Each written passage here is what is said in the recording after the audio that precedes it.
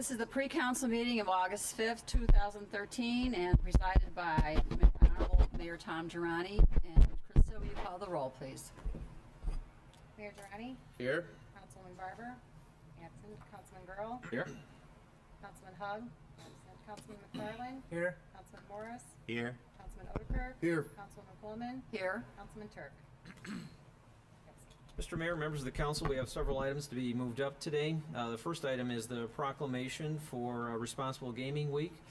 Present today are Wayne Smith and Chris Rellinger from Hollywood Casino, and Darren Vandover and Cindy Fioca Bloom from Harris Casino.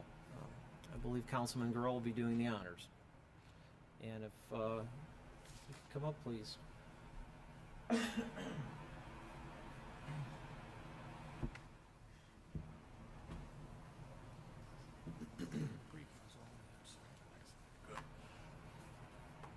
Well, I think these two proclamations, and we want to thank these two gentlemen for coming down here this evening to give this proclamation or accept this proclamation. And you know, the city of Joliet has really been blessed with having the two casinos. We've done some absolutely marvelous things with the money as far as you know, improving our infrastructure. Primarily, you know, improving our infrastructure, using those gaming dollars in a very wise way, and it's really helped rebuild our community. And we want to thank you, gentlemen, for coming down here. But with all the good things, you know, that the casinos have done, I think we all recognize in here that there are those people that have a problem with gambling, and they, instead of looking at it more from an entertainment standpoint, where they can go down and they can enjoy themselves at a table game or a card game or whatever the case may be, you know, there are those individuals who do have an addiction to gaming. So I think it's very important that we recognize that there is that issue out there. I want to thank you, gentlemen, for recognizing that and coming down here today. And on behalf of the City of Joliet, or the City of Joliet and the Mayor and the City Council, I want to read a proclamation for both your organizations. The commercial casino industry is an important part of the community of Joliet, Illinois. The commercial casino industry contributes greatly to the economy, quality of life of our citizens by providing jobs, supporting public services through the payment of taxes, investing in capital improvements throughout the community, donating generously to local charities, and increasing the tourism trade. And the commercial casino industry provides entertainment, recreational value to its customers. And the commercial casino industry concentrates careful attention on those who experience problems with gambling. And the commercial casino industry devotes significant resources to promoting responsible play, including urging its employees to be ambassadors and share this important message within our community. And the commercial casino industry has designated August 5th through August 9th Responsible Gaming Education Week this year in an additional effort to raise awareness among casino employees, patrons, and the public about the importance of responsible play. And 2013 is the 16th year the industry has marked Responsible Gaming Education Week. Now therefore I be it resolved, Thomas Girani, Mayor of the City of Joliet, and on behalf of the Joliet City Council, we do hereby proclaim August 5th through August 9th of 2013 to be the City of Joliet Responsible Gaming Education Week.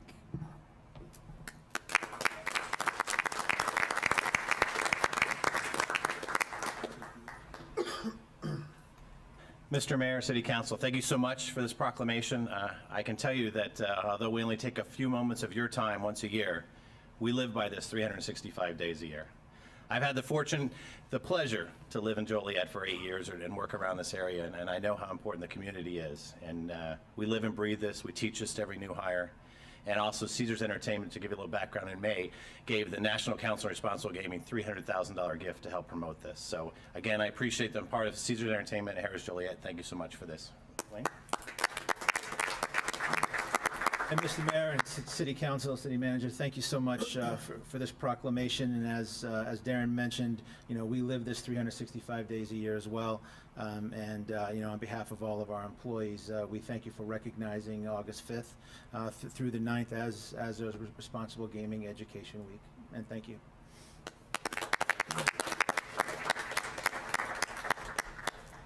Mr. Mayor, members of the council, we have some business items. Council memo number 320-13 is the first one. 320-13.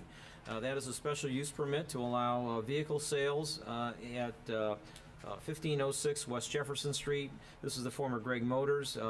The purchaser, Mazar Bhatti, is asking for authorization to do business as Your Choice Auto at 1506 West Jefferson Street. The building has been maintained very nicely by the Gregg family, still in great shape. The prospective buyer is looking at investing about $350,000 in renovations to the facility in addition to the purchase price. To start, the business will have 10 employees. It'll be open from 9 a.m. to 9 p.m. Monday through Saturday, and expects to approximately 150 vehicles to be available for sale once they start and get up to about 400 vehicles. And the range in vehicle prices would be from about $3,000 to $40,000, with no vehicle older than 10 years. This went before our Zoning Board of Appeals on July 18th. The Zoning Board of Appeals is recommending its approval. Staff is recommending the same. Gene Keno, local attorney, is present on behalf of the buyer as well as the buyer to answer any questions you may have. Staff is recommending approval of the special use permit. A question for the attorney. Is the attorney, you have any questions? No, you got off. Nobody's got any questions? No. Okay. Okay, Well- great, thank you. Actually, I do. Okay. I was notified by one of the, a couple of the neighborhood organizations within the area, and I was wondering, have you folks reached out to them and talked to them about this? Because they were against another used car dealership where, I think, was it Dimitri's used to be over there on Jefferson Street? So have you reached out to them? We did the notice requirement required by the city. We haven't heard anything back personally in terms of objections from it. So in terms of the notification we did pursuant to the zoning application, we did do our notification, but we haven't had any face-to-face conversations with them. I haven't heard any objections from. Well, I'll defer this to the district councilman. Yeah, I think it's my understanding, I just heard this before the meeting, that the Kappa Group, which is pretty prominent in my district, was going to talk about this tonight at their meeting. So I will attend the meeting. I'd be happy to talk with them. I don't know if you guys have been invited or not. We have not, no. I guess Well, we can invite them if they want to I don't know if we're going to take action on this today. We don't have to, no. If we could do it tomorrow, I think that'd be fine. Okay. I will say, I'm sorry, you finished? I got one, not a phone call or an email, some lady that lives out there approached me and she was concerned with it. So I would ask you that if this does pass, to have your client make sure the place is kept up and Absolutely. Can I just say a few words about my client? He actually currently runs 3 used car dealerships in the southwest suburbs, immaculately maintained. He's been a great corporate citizen for Markham and Polson. His intention is to do the exact same thing in Joliet. I know Rick Gregg has been an outstanding corporate citizen throughout the years. He plans to follow in his footsteps the same way. The special use we're seeking, it's essentially, the only reason it's lapsed is because the place was vacant for so long. We're essentially trying to do the exact same thing that Mr. Gregg has done for in his facility for so many years. The use of that property will not be any different than what has been used for the last 20-some years. So. the only difference is this is a different owner. Exactly. Exactly. But, excuse me, Mayor. Sure. I can take it upon myself to invite you to this meeting, and if Councilman Overkirk's going to go, we can get you there, you can explain it real quick, and... Would love that opportunity. Okay, so you don't have to stay. It's 7:30 or 7 o'clock now? 7:30. 7:30 at First Presbyterian Church. And I'll give you my cell phone, and we can get you in an agenda and off the agenda real quick. What night of the week is that? Pardon me? Is it what night? Is that Tonight. Oh, tonight. Oh, That's great. why it's so quick. And then that's why we asked if you could wait till tomorrow before, because they're having their meeting this evening, and then they're going to be discussing it. And since Councilman Odekirk represents, that's the majority of his district, and I'm the at-large, we thought we could extend the courtesy of waiting till tomorrow. Absolutely. On it. Absolutely. And if you're going to be there and explain all their questions, even better. 7:30 tonight, First Press. Thanks a lot. See you there. Thank Thank you. Mr. Mayor, members of the council, staff did look at and made a site visit at the 3 facilities that the prospective buyer owns, and found them to be well managed and in very good shape. So that was part of the basis for our recommendation. but I'm sure Mr. Keenel, who's with the law firm of Mahoney, Silverman, and Cross here in town, if you haven't met Mr. Keenel before, I'm sure he'll follow through tonight and come back with the report tomorrow. Next item, Council Memo 322-13, 322-13. That's a resolution approving three different things. A grant agreement with the state of Illinois for improvements to Cherry Hill Road and New Lenox Road, an economic incentive agreement with the developer, Joliet Cold Storage Company, and then a recapture agreement with Cherry Hill Joliet Development Corp. For Cherry Hill Road improvements. You've visited this issue back in April of 2013. You approved a $28 million project for a cold storage facility that would employ about 30 full-time people. Since then, we've been working with the developer and being able to secure a grant in the amount of $1.1 million from the state of Illinois for the development of Cherry Hill and New Lenox roads. There's a secondary grant called the Truck Access Route Program Grant, a TARP grant, for $136,750 that's also been obtained. The documents before you will authorize IDOT and the city to move forward with the grant agreement, and then a side agreement with the developer as to how the construction work will proceed, how it'll be paid for, and how we'll draw down on the grant. And the third item is a recapture agreement for intervening properties that will benefit from the public improvements that have been made, and how that'll be recaptured on behalf of this developer. I should note that this developer has also paid the recapture fee to Northern Builders that was put in place several years ago during the development of the Cherry Hill Business Park, and that was about $760,000. That's been paid in full also by Joliet Cold Storage. So all things are falling into place with this project. There's a representative present tonight to answer any questions you have. Staff is recommending approval of the three documents before you. Jeff, can we do this? Yes. So moved. Okay, thank you. Second. It's been motioned and seconded that ordinance and resolution be approved. Both. Councilwoman Barber. Aye. Councilman Girl. Aye. Councilman McFarland. Yeah, we're good. Aye. We're good. Councilman Morris. Aye. Councilman Otterkirk. Aye. Councilwoman Coleman. Aye. Mayor Girani. Aye. Motion carried. Mr. Mayor, members of the council, I'm not sure if someone's here on 1411 Riverboat Center. Is the representative present?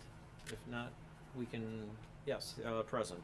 This is 321-13. 321-13. It's a special use permit to allow the construction of a car wash at an existing gas station at 1411 Riverboat Center Drive.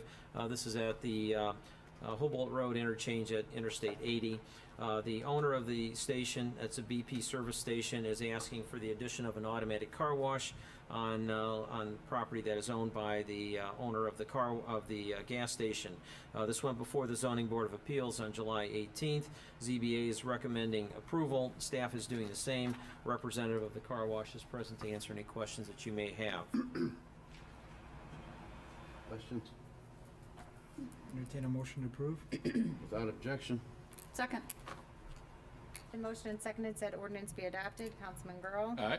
Councilman McFarland. Aye. Councilman Morris. Aye. Councilman Otterkirk. Aye. Councilwoman Coleman. Aye. Councilwoman Barber. Aye. Mayor Girani. Aye. Motion carried. Mr. Mayor, members of the council, we have 4 liquor license matters to be handled today, and I'll ask Mr. Greenan, Deputy Liquor Commissioner, to do the honors. Mr. Mayor, members of the council, 4 liquor license transfers are on the agenda. First is Council Memo 341-13. Public hearing was held on July 10, 2013 for the transfer of a Class E liquor license at 158 North Chicago Street. It is being requested that the mayor and council approve the transfer of the license from Thayer's 158 North to Michael Petrie of 158 North Chicago, Inc., who is the restaurant's new owner. Mr. Petrie's corporation will do business as Nardi's on Chicago. No citizens appeared in opposition. There are no outstanding monies owed to the city. The transfer is recommended by the building, fire, and police departments. The liquor commissioner is also recommending approval. The motion? Mayor, Yes, sure. I'm going to move to approve, but the question I wanted to ask you, and you brought it up, when I was looking through the memo, it didn't say who the applicant was, but you say Mike Petrie is going to have the liquor license? Mike Petrie, who was the original owner, and is now taking it back over. Okay, because it wasn't written in the original memo, and Excuse me, that was my Mike Petrie, the liquor license isn't as Mike Petrie's name. It's in the chef and the two gentlemen that appeared at the. Well, Brent Nardi is the Yeah. resident manager, but Mike is, It's in his name, Okay, because he according, wasn't at the hearing. no, Brent Nardi represented Brent him was at the- representing the applicant, but my concern when I read through this, it didn't say who the applicant was. And Brent Nardi is the chef. Chef, yes. And he was representing the applicant, but the name wasn't in there, so I wasn't sure who was going to hold the liquor license until I talked to Mr. Green earlier today. All right. So, but that's what I'm saying, it's not in our memo, his name is not in the memo. So is it your understanding that it's Mike Petrie to hold the liquor Mike Petrie, license? Okay, so I will move to The approve. reason I was, because he was not at the liquor hearing, and them two gentlemen, and I had a meeting, I got in there a little late, so I missed the, yeah, Yes, Brent Nardi was representing him, Mayor. yes, okay. So just, Mayor, just Sure. for clarification, the applicant says 158 North Chicago, Inc. So that's who's applying for the actual liquor license, correct? Mr. Mayor, members of the council, yes, there will be a corporation that will be the liquor license holder, and it's 158 North Chicago Inc.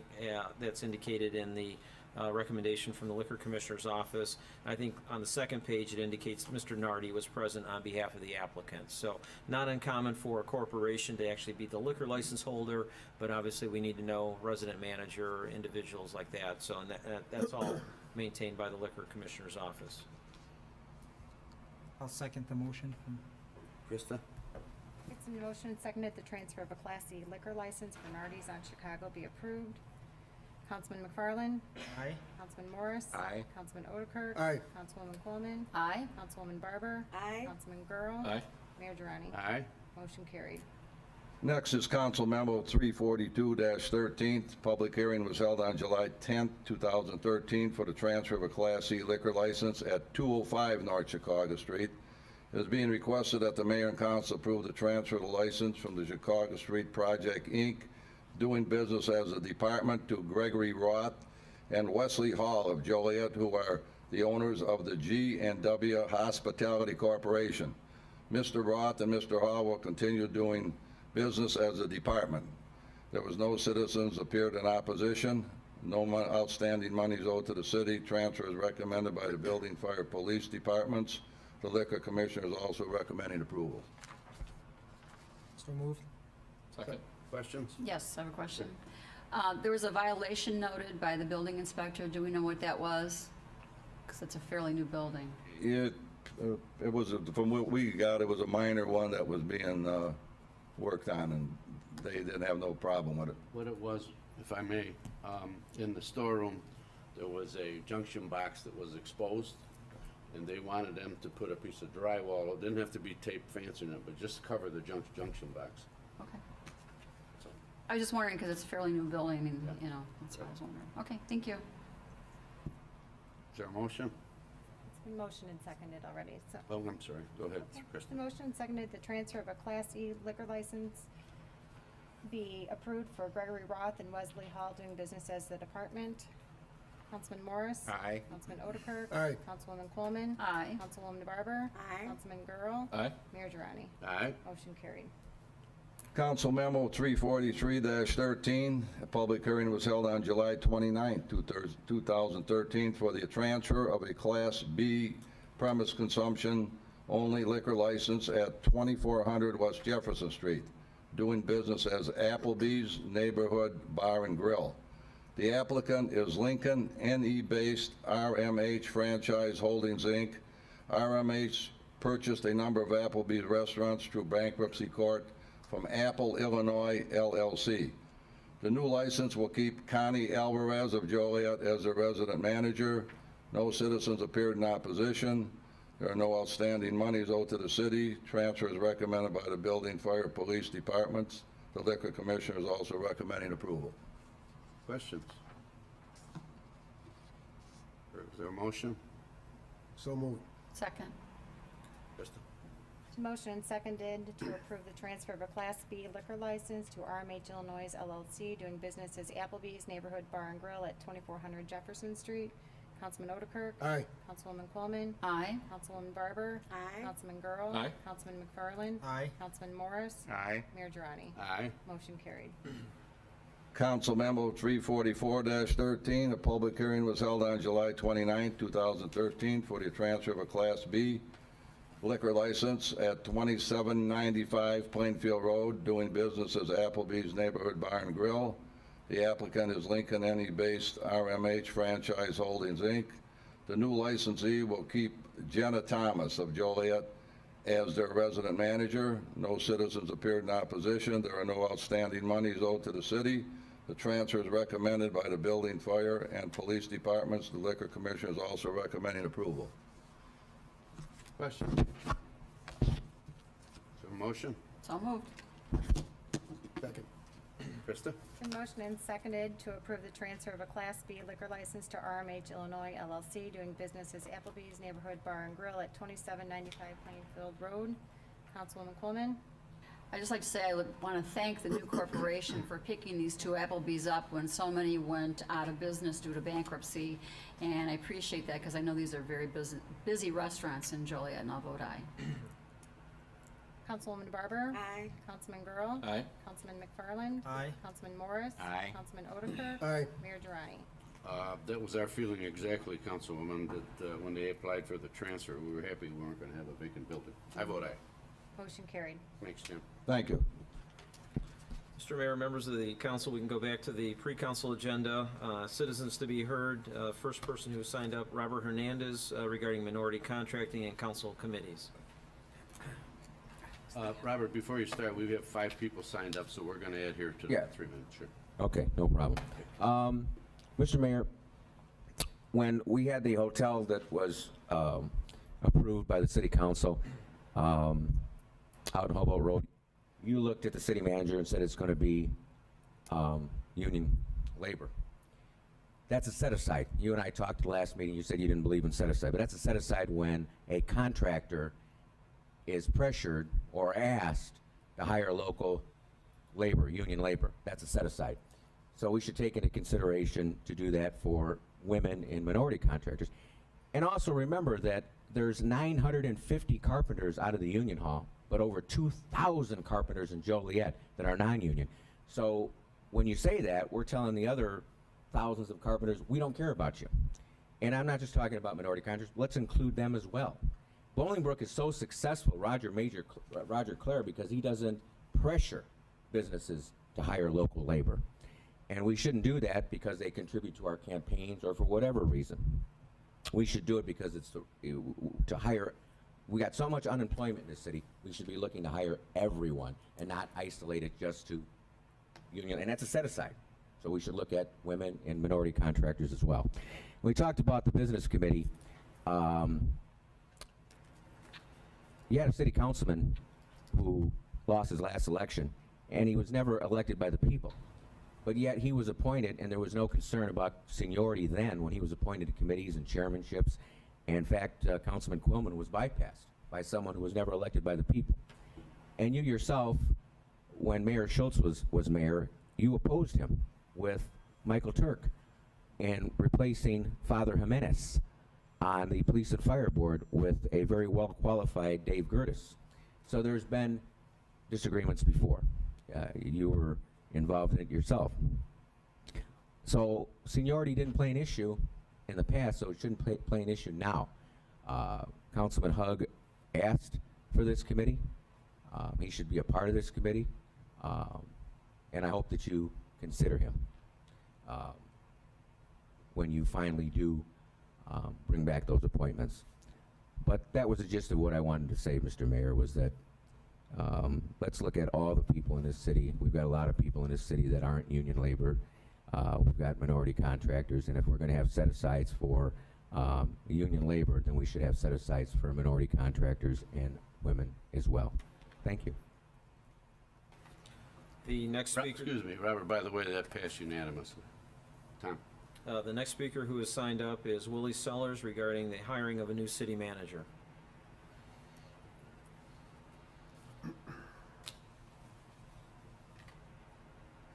Good evening. My name is Willie Sellers, 707 4th Avenue. And the reason I'm here because on June 20th, 2013, Herald News stated that the community was going to have some input on the hiring of the new city manager.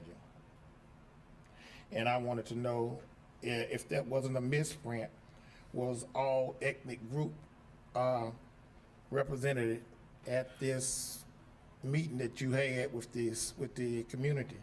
And I would like to know, was there, how was every ethnic group represented at the table? And I want to know, is there any incentives for good performance? Was there any repercussion for poor performance? Was there a length of time for this contract? You know, is there going to be a contract? How does the process work? What type of degree was you looking for? Experience, salary? And how did you pick the people that you invited to your table to decide what's best for the whole city? Was it male, female, African American, Spanish, or just some of your friends? Are you through? Yes. First of all, every member up here got to meet with the people that are doing the search. And we are well representative of the city, number one. Number two, there was some concern about opening it up to the public. When I sat down with the gentleman, I don't know what the rest of them told him. I told him what I expected out of the new city manager. And when I sat down with him, I asked him about that. He says, you cannot open it up. He says, you'll have a lot of people. He says, you'll have to rent a hall to do the interviews. He says, and it'll go on forever. We have a meeting scheduled, I believe, the 27th. And I think we were told to put 2 or 3 hours aside just for us to meet, to review the candidates. So, I asked, was there anyone from the public, from, citizens, from the Yes. community? And I asked, who were they and how are they speaking for everyone? Was there an ethnic group or just a couple of your friends? I know these people was there, but I'm asking who was from the public that was invited and why was they invited and some of us that saw concern wasn't invited? Terry Darcy was one. There's no more pro-Joliet than Terry Darcy as far as what he does for our city. Jim Rolfe, who was president of the bank, and Sue Bornhofen, they were the 3 that I invited. And they speak for the East Side community as well as from the business perspective? I assume so, yes. Sue Bornhofen has a business on the east side, yes. How can they speak for me? I don't know. That's who I picked. And well, I'm saying that I think it should be more transparent. I think that people from the east side, from the underserved community, should have some input on the next city manager also. Because if you look at the unemployment rate being 13.5% for the city, it's more than 13.5 for the minority community. Willie, your 3 minutes are up.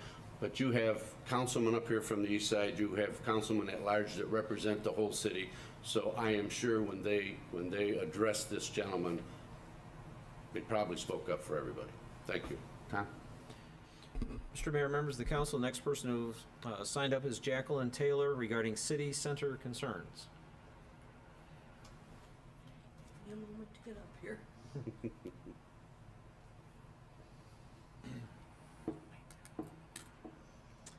I would like to thank the city council members for allowing me to speak today. My name is Jacqueline Carol Taylor. I was born in Joliet, attended St. Patrick's Church in grade school, and went to St. Francis Academy. Excuse me, could you give your address, please? My address is 2603 Eagle Drive, Joliet. Thank you. Thank you. My parents both were born in Joliet, went to school in Joliet, worked in Joliet, and raised 7 children in Joliet.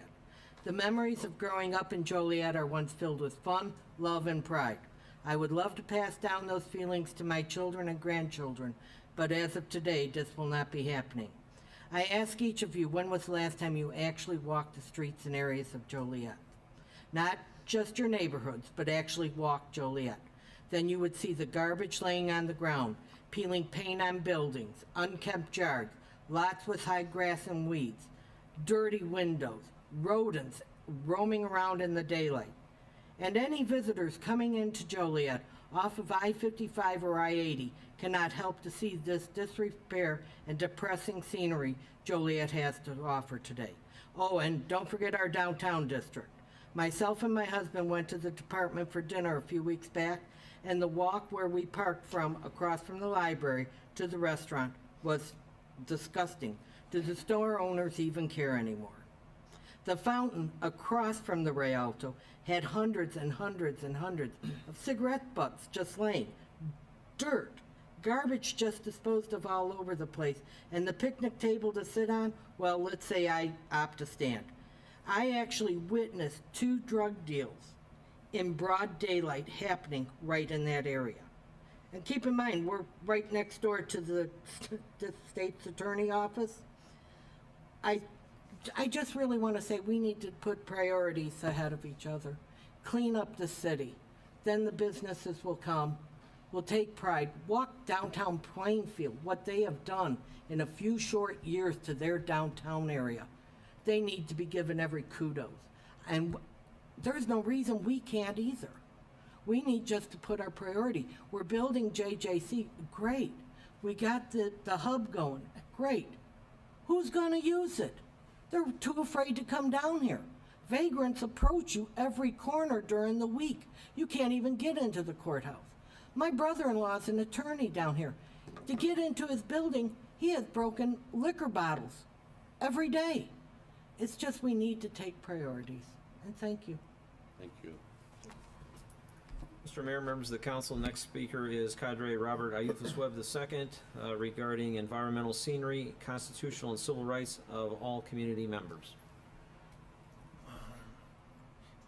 On behalf of the independent political thinkers, particularly the steering committee for the Pan-African Alliance and Collective, I extend this council our Put the greetings of peace and microphone up, friendship. Robert. We can't hear you. There you go. I have 2 issues. Name and address, please, for the record. It's for the record. For those among us who don't suffer from selective amnesia, I'm Robert Ayufus Webb II, and I reside here in the city of Joliet on the southeast It's side. for the record, Robert. Thank you. My first issue deals basically with the environmental scenery, but I would want to, say something in reference to what Sellers had brought up concerning his issue. As we all know, less than 20% of the registered voters, not even 20% of the population, participated in the last general election, which is the annual meeting of the membership of the municipality, composing of the residents. So if one only associates with a particular clique or class, can't really say that you represent the actual interests of the vast majority of the members of the corporation, which happens to be well over 20%. And remember, less than 20% of the registered voters, not even 20% of the population, participated in the election. It was ironic that the young woman that was just speaking made mention about the intentional trashing of the community. Beginning in March, my primary duty station, some of the youth had walked past and made some statement that we're going to bring back the East Side. And I thought about, well, what does that mean, bring back the East Side? Where did it go? It just didn't, take off and go on some type of fantastic journey. But there has been an increase in the intentional trashing of the community among individuals who have been somewhat displaced by being moved here from another city. I observe this on a regular daily basis. During our group's weekly cleanup of the southeast gate coming into the city of Joliet, which is Richard Street, we observe this on quite a regular basis. So during this past month, as a matter of fact, the trashing has really increased. As a matter of fact, you can go to the courthouse, you can even walk up the sidewalk off of Joliet Street and just see various items on these grounds. You can go into the courthouse and see various items.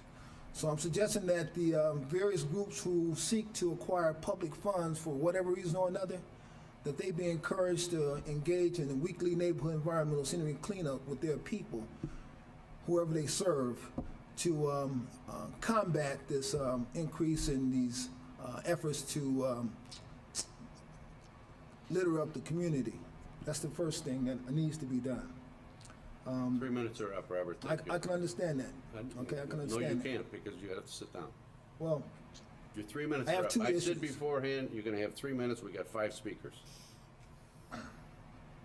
I'll be back next week, next You're time. more than welcome. Finish up. We won't be here, we'll be here 2 weeks. Yeah.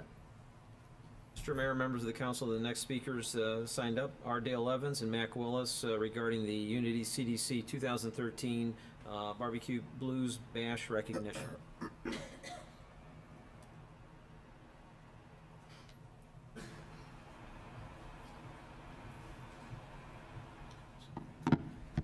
Thank you for allowing us this moment. My name is Mac Willis. I reside at 201 Edward Street, Joliet, native here.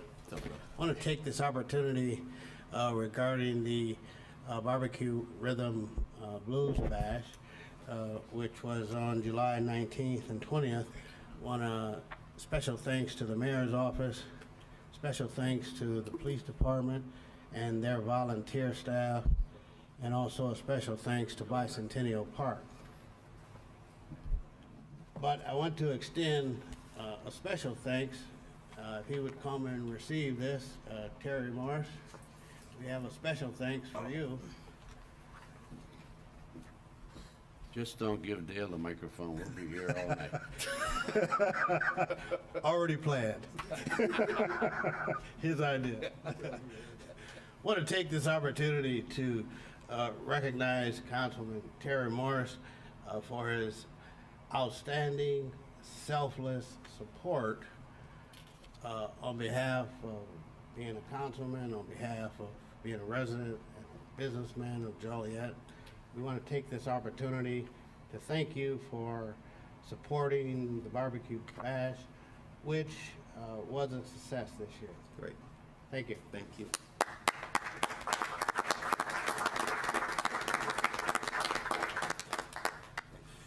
And a thank you to those council persons that came through and attended as well. Thanks again. Thank you, Mac.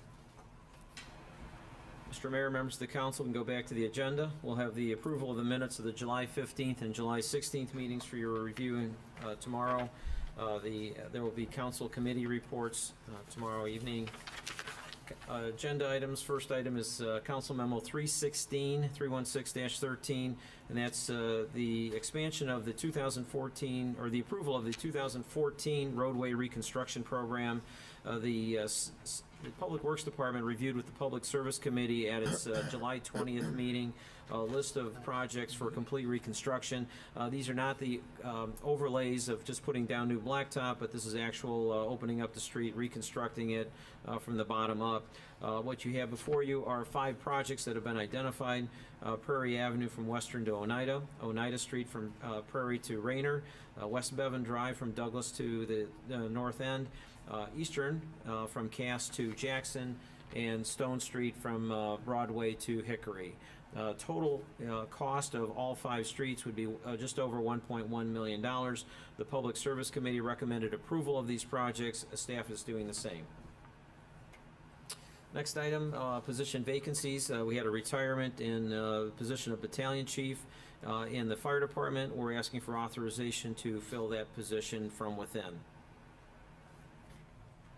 Next item, 319-13, is the reclassification of 1100 to 1120 Parkwood Drive from B3 to R5.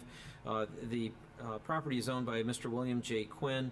It's the Pine Ridge Apartments. It sits on 3.1 acres. It actually was developed many years ago, back in the early 1970s. It was on property that was zoned for commercial, but has been used since 1973 as multifamily. The request has come through to have the zoning match the actual use. This went before the Plan Commission on July 18th. Plan Commission reviewed it and is recommending its approval. Staff is doing the same. Next 3 items we've taken care of already, 320, 321, and 322. Next item is a resolution. This is 323. This is a resolution appropriating motor fuel tax funds for the expansion of the city's roadway resurfacing contract for 2013. We had some additional MFT funds. We went out for bid to add to the list of projects that we could do, and PT Farrow was the low bidder at just over $355,000.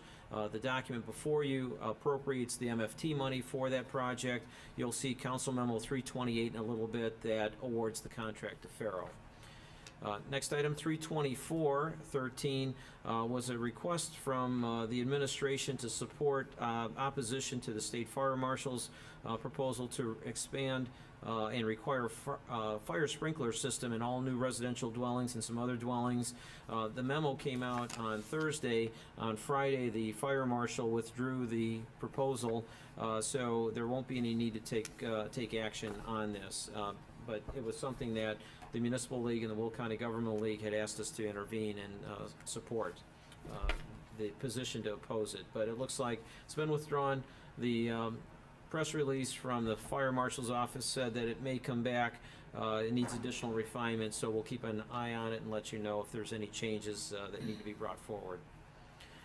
Next item, Council Memo 325-13, is the regular payroll for July 19th, 2013.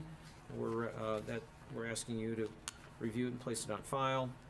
And then the next items would have ordinarily been reviewed by the Public Service Committee. Public Service Committee did not meet, and with your permission, I'll go ahead and review these items. First item is 327-13, and it's the award of a contract for a stump grinder for the arborist in our roadways division to use. Low bid came from Vermeer Midwest at $31,180. This was budgeted for in the 2013 budget. Requests coming from the arborist.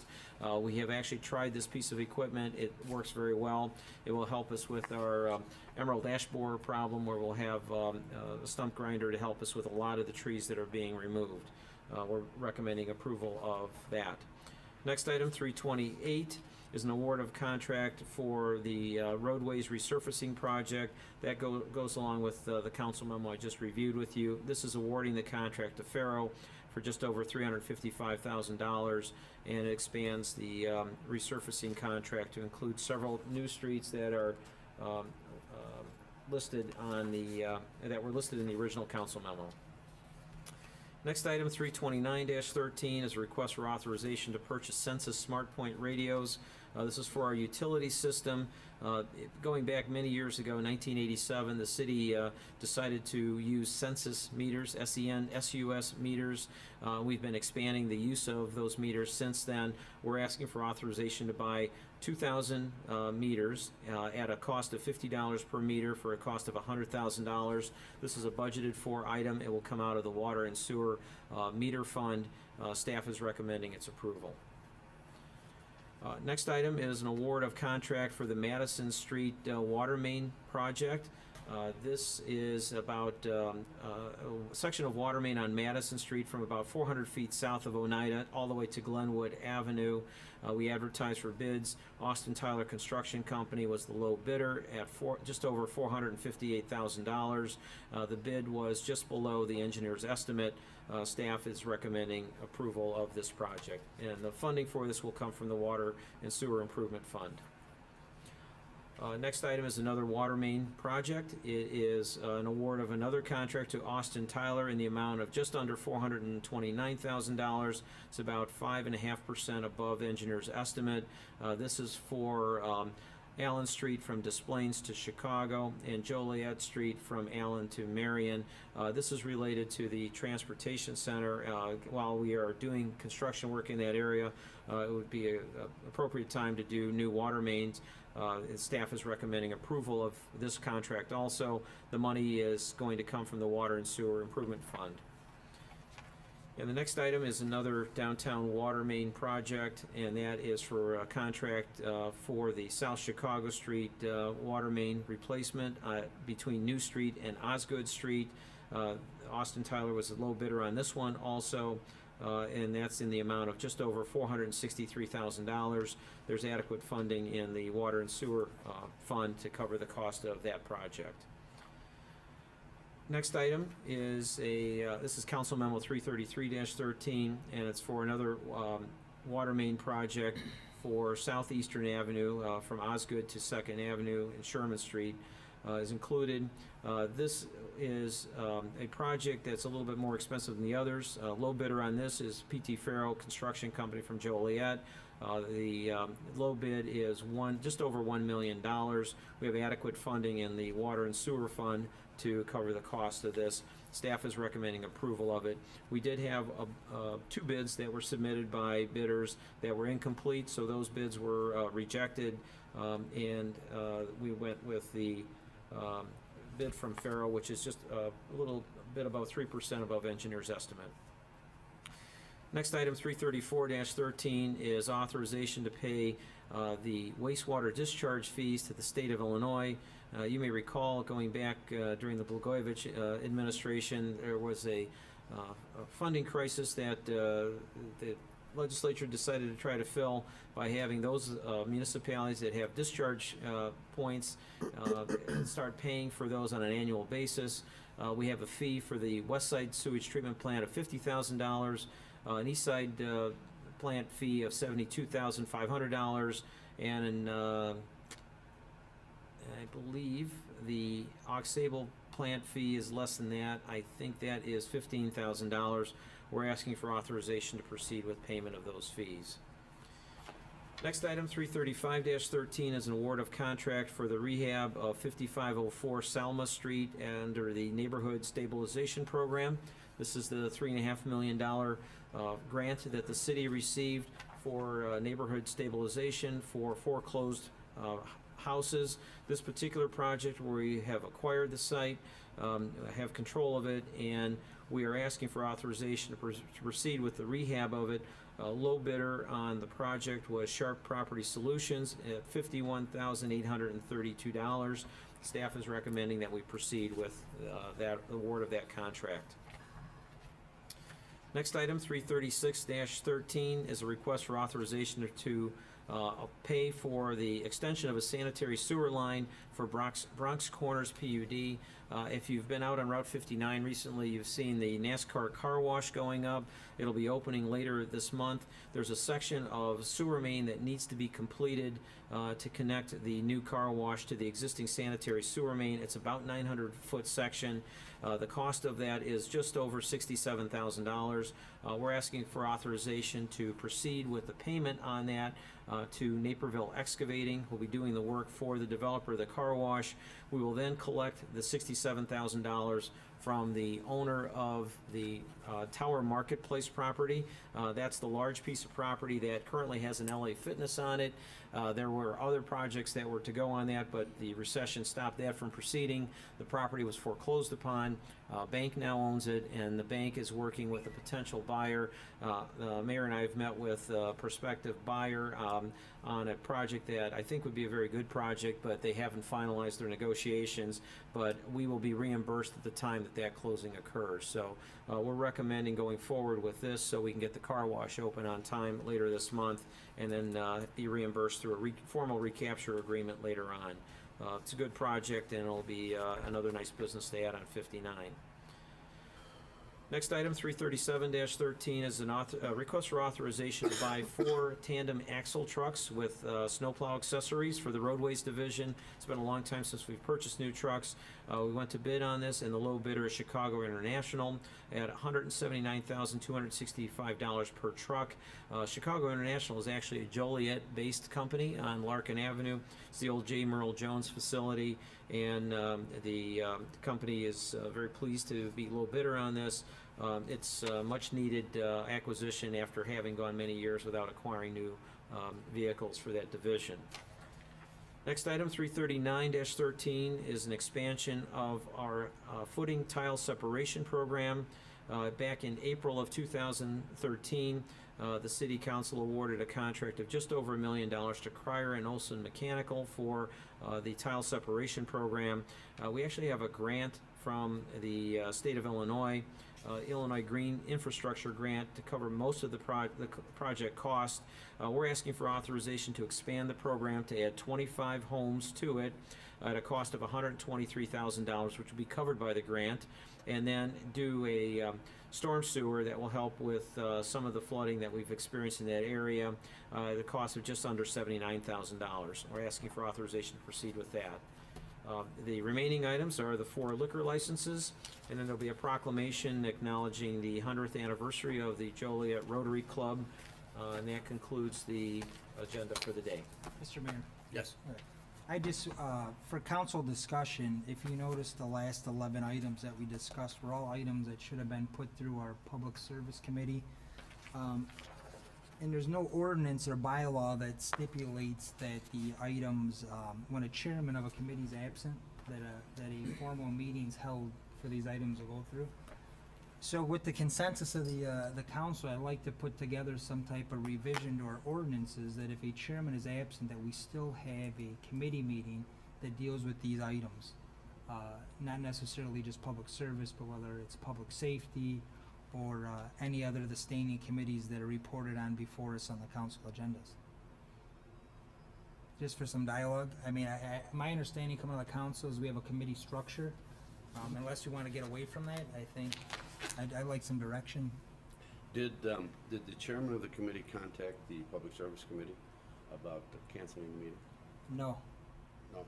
I received an email. My understanding Wait a minute, you received the email from who? that it was canceled. Okay. Well, he did contact you then? Yeah. Okay, he did contact you. All right. But I guess my question, Mayor, is why do we have standing committees if we're not going to meet to review the items before us? Well, Unless we want to get rid of committees altogether and do a committee as a whole. I mean, that's why I'm looking at direction on what we should do. I mean, well, maybe we'll have the legislative committee look at this. Well, it seems as long as we have a quorum, I think the committee should be able to meet, it would seem to me. Well, did the members of the committee, when they had received their email from the chairman, did they suggest to the chairman that we will meet without you there? Did anybody suggest that to him? I don't know, I'm not part of this specific instance. Committee. I guess I'm just saying in general, if 2 of the 3 are available, I don't see I why the agree, and committee I would not hesitate to say that if a member of that committee would have emailed back to him and says, you know, we understand you cannot be there, that we would like to have the meeting anyway, I'm sure he would have said fine. But since no one did that, the meeting was canceled. That's what I'm assuming. I can't, that's assumption. I could just tell you that we have to guide by the Open Meetings Act in 48 hours for notification. My understanding is that the chairman of the committee contacted the city manager, thought that there was enough on the agenda, so it was just gonna be brought before the council to vote on and do what we did today. I don't have a problem with that, but I wanna know whether or not are we gonna keep the committee structure, or are we just gonna bring everything to the full council? It goes back to when we talked about the high fiber optics. I mean, we do one thing, or we say one thing, we do something different. Either we're gonna keep the committee structure and go that way, or abolish all the committees. I just like direction or what the will of the council is. Well, I don't think we need to change anything. All I think is that if the chairman cannot be there and the committee wants to have the meeting, and they have 2 members of the 3, they have a quorum, all they have to do is tell the chairman, we understand you can't make it, you're on vacation, whatever, we would like to have the committee anyway, and I'm sure no committee chairman would object. That's all it would take, Who's on that a little conversation. Susie, were you contacted? Who's on that committee? Susie. If you wanna have the meeting, I mean, you're the senior member on the committee. When was it? I've been sick, so I don't know. They canceled the meeting. Okay. So, I'm sorry, wait a minute, Jan wanted to say. No, I just asked who's on the committee, and, Oh, Susie. and Mike and and Mike, Jen. yeah, right. Okay. John? I don't know the particulars of what Councilman McFarland is referring to, but I mean, I'm certainly a big promoter of the committee structure. I mean, I think it works. I think we need to, continue. We certainly don't want to abolish the committee structure because I think it works. I think that's where, the nuts and bolts of the work gets done on the city council. So, I mean, I definitely want to see, and I think Councilman Farland agrees that we certainly want to keep the committee structure together. I feel as well, I chair a committee, the Public Safety Committee. If I'm unable to attend a meeting for whatever reason, I certainly have no problem if, I have a vice chair. I think it's Councilman Odekirk is the vice chair of the Public Safety Committee. I certainly have no objection if he, chairs that meeting in my absence. But I personally like to see all items that come before us. I know oftentimes we're not able to do that because of emergency or that sort of thing, but I personally would like to see all items that come before the city council to make their way through the committee structure. Again, I recognize that, that can't happen all the time, but I think it does promote, it does promote that, hey, these items or this issue is really getting taken a look at the committee structure, and then they're brought for discussion on the city council. So, anyway. I understand what Jim is saying, but as I'll reiterate that I don't think there's a chairman of any committee that if he wasn't going to be able to make the committee meeting for whatever, and a committee member says, we have a quorum, we have 2 people, we want to have the meeting anyway, I don't think any of the chairmen would object to that. So I see no reason for making a big issue out of that. If when you got the email, if you would have contacted Mike and say, hey, Susie and I can make it, we want to have the meeting and review this, Mike, I'm sure, would not have objected, nor would any other chairman of any committee. Mayor? Yes. May I make a suggestion? In the future, if a chairman is going to be out of town and not able to make the meeting, maybe they should send out a memo, I'm not able to make the meeting, with other committee members, like, instead of just going ahead and cancel. I don't know, I wasn't a part of this. But instead of just canceling the meeting, if the other 2 members want to meet, for example, tomorrow, Diversity and Community Relations is meeting tomorrow at 5, but Councilman McFarland is not going to be able to make that meeting. He has another meeting scheduled. But as the chairman, I did ask if we could still meet without him. So since there's 3 council folks on these committees, maybe as a courtesy, the chairman should just check and... Unless it's an unexpected emergency. Exactly. I'm just saying for future, just so we don't have any more issues. All it takes is a little conversation Exactly. between the committee members. Exactly. That's all it takes. That's all I'm suggesting. Again, what I think, we need to institute some type of ordinance or policy on the issue, so this doesn't happen. Again, I think we have to understand the importance of the committee structure. This isn't the first time that we've canceled a committee meeting and we just brought forth items on the agenda. I think you're missing the point here. I'm not missing the point. The point is this: we need to converse with each other. If the chairman cannot make the meeting, he should send an email to the 2 members, say, I can't make it. If you want to go ahead and have it, have it. Okay? As simple as that. I mean, to make another ordinance, I think is ridiculous. Okay? Mr. Mayor? Yes. Jim, I think what Jim is saying, that had he known that the items were still going to be voted on, he would have told or asked Mike for them to go ahead and meet. So without him thinking that we were going to vote, is that right, Jim? We were going to vote on these items without it going to the committee.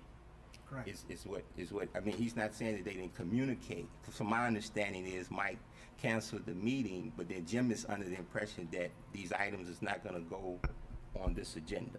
There's nothing. If you look at the council memos on here, it says all these are going to be reviewed by the Public Service Committee meeting. When I get calls from residents questioning issues that we're going to be voting on, I don't have the details on them, and I have to call up staff and take their time when we're limited on staffing. There's an issue. Again, I think what I'm going to do is propose an amendment to an ordinance. We have amendments that create all these committees. I think it's real simple to put some new verbiage to make sure this doesn't happen for future councils or whatever it is. I think it's overkill. Every one of these issues, 327 through 337, when it comes up tomorrow night for a vote, if anybody here has a question or a concern, it's open to discuss, to get it out in the open, just like they do in committee, okay? So there's no reason for that. I mean, if you have a question on Council Member 334-13, bring it up tomorrow night before we vote on it and get your questions answered. I think this is all, it's unnecessary, that's what I think, so. So basically, just so I understand, you thought this meeting was canceled and we were just going to go vote carte blanche on all these without being discussed? Is that what I'm getting here? Without going to committee? No. Okay, then help me out Just, here. again, being new, And I supported taking the high fiber optic back to committee to discuss the details of it, correct? Correct, And I brought correct. it back out of committee. Correct. That's how Correct. normally we've operated Correct. since I've been on the council. Then to cancel a meeting when you have 11 items and we're talking about millions of dollars in work and different issues. Right, and the details weren't The discussed. details weren't discussed Correct. I until understand. today. That's why I have committees. The question is, if we're just gonna do it at every single council meeting as a whole, then let's get rid of committees. That was my comment. And we're getting into all the other stuff. But it sounds like the consensus is keep the committees. Right. That we need to change an ordinance that says that 2 members or a majority of the committee can call for a committee meeting. And Well, I guess think that's we why a actually- couple of the other committees were suggested, so that it would go before a committee, before we have to all this discussion before the council. That's my understanding. I understand, okay. Jeff? Yes. 2 members of the committee can call a committee meeting now? Under our current ordinance, there is no specific procedure for the calling of meetings other than the chair has that power now. There is a procedure for city council meetings, but not for committee meetings. It's always been our practice that the chair, with the cooperation of the membership, actually schedules meetings. Can they have a meeting without the chair? Yes. The chair don't If cancel it's it. properly called, Okay. for example, in this case, if the request had come through a different way, perhaps Councilman Turk could have issued the meeting notice, and the meeting could have Went on. proceeded in his absence because a quorum was present. Right, right. So all it takes is a little conversation between the committee members. If the chairman can't go, contact the committee members and say, I can't be there. If you want to go ahead and have the meeting, fine. That could have happened Sure. here, sure. Right. Thank you.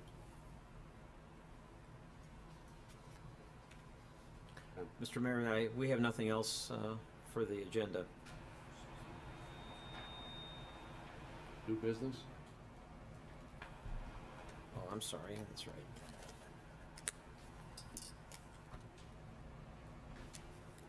I believe there were 3 items that Councilman McFarland asked that we add to the agenda. Update on City Council Economic Development Committee. I was prepared to bring that forward this evening. When I heard last week that Mike wasn't going to be here, I'm not going to bring it forward without all the council, and tonight we have another absent, so, but I am prepared to bring it up at the next meeting. Next item, update on replacement of the Joliet Police Chief. Chief Trafton has tendered his resignation. He'll be retiring in September. He is using some paid time off to run out the remainder of his time. He designated Commander Benton as the interim chief. I will ultimately appoint an interim chief until a final selection is made.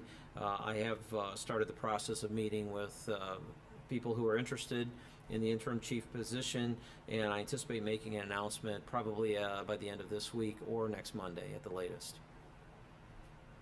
Question. Sure. You said for interim, not permanent, because in the paper it said you weren't going to make the final decision. I had, I'll certainly look at that. There was an issue as to whether that decision should be left for the next city manager. I'll go through the process. I still think that that's probably the best practice, but certainly I'll reserve that issue and see, where we go with the interviews. And next item, discussion of Larkin and McDonough Street corridor. Thank you. I brought this up. I've received several phone calls regarding the 2 vacant buildings at McDonough and Larkin, the former Cub Foods and the former Walmart next to Sam's Club. It's basically turned into a mini truck stop, semi-tractor trailer sleeping ground. I don't know if the rest of you have seen that. And I've received umpteen phone calls on this. I did contact the realtor who's got the Cub Foods building for sale or lease, and he had indicated to me that thieves have went out and basically stripped the entire building of all anything, I should say stripped it of anything that's worth value, and that it's about $500,000 just to get it up to par to restore electricity and whatnot back to the building. So I guess my question for staff is, what can we do to maybe do some inspections on both buildings? Is there anything we can do to move some, to condemn them, like the pressure that was put on to Ms. Camille's? The parking lot's a mess. Like I said, if you go past there, it's a mini truck stop, and I think it's something that we can no longer allow to sit there and just rot and deteriorate, especially when that is a corridor of the city of folks coming in. And I think that it's something we need to address. I don't know if this is something that needs to go to committee level, but I think it's a topic for conversation for the entire council to try to get that corridor back up in one decent looking site instead of a blight. So I don't know if staff can address that now or come back to land use and what some of our options are to move forward with that potential for economic development. If I may, as late as 10 days ago, we had a person that is very interested in the old, not the cub food. The cub food is stripped down to the studs. Everything is gone. The Walmart, or Kmart, whatever it was, they looked at that and they were kind of interested. We showed them 2 other places. We're still waiting to hear. He had to take that to his bosses, and we're still waiting to hear from them. But they do have some interest. But the Cub Food building is a disaster. I don't know if any of our inspectors been in there, but it's stripped down to the 2x4s. So maybe we need to look at condemnation or whatever. We do have a property maintenance case on it, and we can move it forward and bring it for declaration of public nuisance. We have worked with realtors. We've had some people come through, but it's a very difficult to redevelop piece of property. It's a lot of space, and it would be, in a tough economy, it's hard to get people interested. Plus, the position of the building is not that visible from Larkin Avenue, which makes it even more challenging for a retailer to go in there. But I wouldn't give up on it yet, but maybe if we start moving the case in court, we can see if that might get some attention. Thank you. Mayor, I have a question. When you say the Cub building was stripped down to the bare bones, is that because folks have gone in there and okay. So now this is my concern with the old Silver Cross Hospital property. You know, we have the VA clinic there, but what's attached to it is the old hospital. And are they keeping up with that property? And are people getting in there? That's what I'm hearing that people are getting in there as well. Actually, Dave Mackley met with the Silver Cross Maintenance Group, and there's been a stabilization plan put in place. They are keeping it secure. They understand that they don't want that to happen. Now, obviously, they want to preserve the mechanicals, anything of value. So we'll certainly, keep an eye on it. I know the police department keeps an eye on it for us, but I don't think it's at the stage that you've seen at Cub Foods or any of these other buildings that have been stripped. I don't think you'll see that happen there.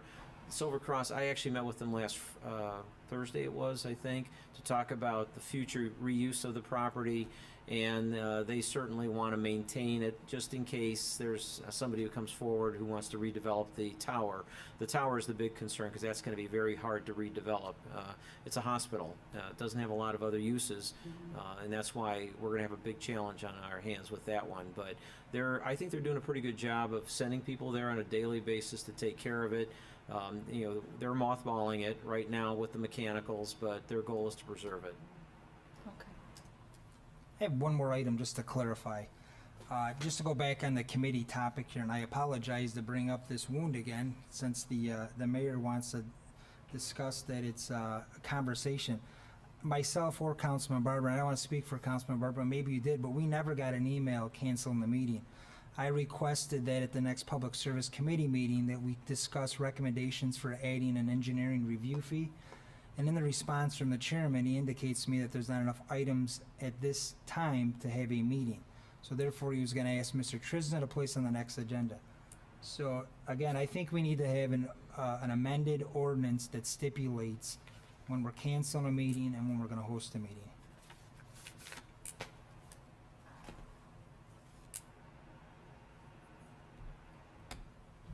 That's it. Is there a motion to adjourn?